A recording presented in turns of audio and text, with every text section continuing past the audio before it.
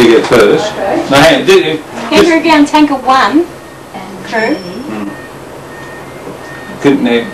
Can you tell Panton Hill Tanker 1 and Kangaroo Ground Tanker 1 to move their trucks to the top of the hill and park it just off? What we've got here is the reversing procedure down through the bush. It's probably a little bit harder for you to see as we're out in the bush, and they're doing it by guides. We're just reversing back down. This is research Hino. Kangaroo Ground Tanker, plus they're just stationary at the moment.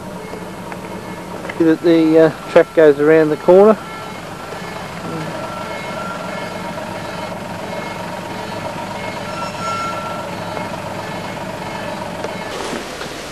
And I suppose you've learnt from the little driving exercise that the backing really should be done with guides. If you run over somebody or do anybody any damage, you'll basically be in deep shit.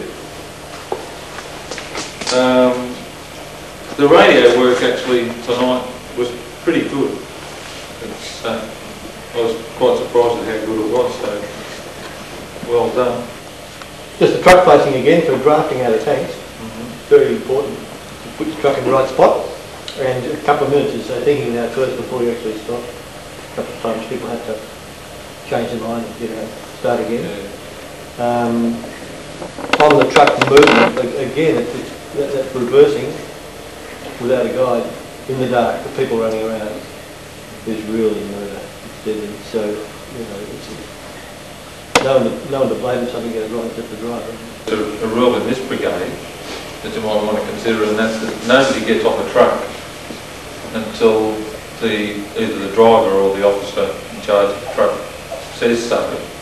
Because quite often, particularly if you're at a going job, you can actually pull up and then get a radio message to move off again.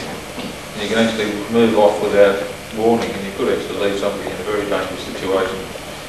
Quentin, have you got comments? Not really, just the backing thing. I think that's something to be aware of.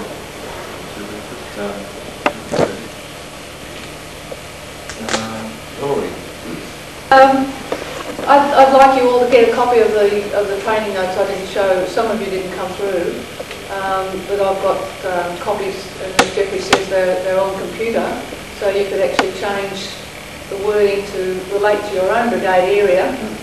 And it's a really good way to just sit around the table and talk through your messages. Yeah, what are you going to do, Steve? Well, we're going to suck out of the creek there and up the hill into another tanker. Feed the next tanker that comes in? Yeah. What they're doing, they've put the suction in the water, they're joining up. They're coming. Another couple of metres. Backing their vehicle up to it. The oil truck's a bit farther.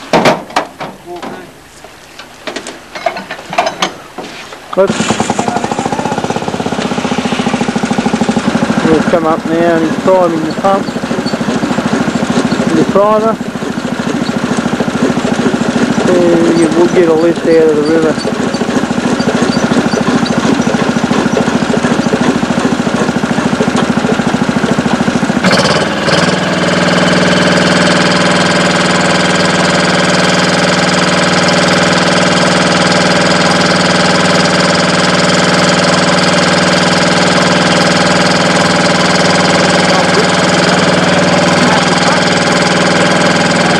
What they've done is now pump the water up to 52 tanker. You've probably got about 70 pounds. The line, the 3 metres, the delivery line is just a little bit soft at the top. Has anybody else got any comments they'd like to make? Probably particularly the people operating bits. Few crews need to do a bit of homework on where the stuff is on their trucks. And you can't run through this stuff enough, so we just go through it over and over again with drafting from tanks. The fittings, it's a bit confusing. I think the more time you go through it in the daytime, the better. But it's certainly sorted out whether people knew where the stuff was and what they had to do. Just registration charge applied, does it?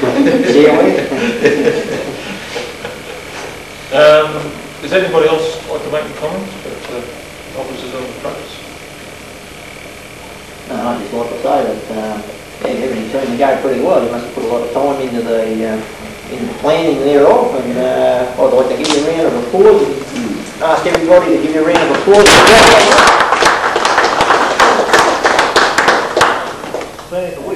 Yep. Yeah. Fridge is open, help yourself and try and follow us up the food. Did he? Yes, might send you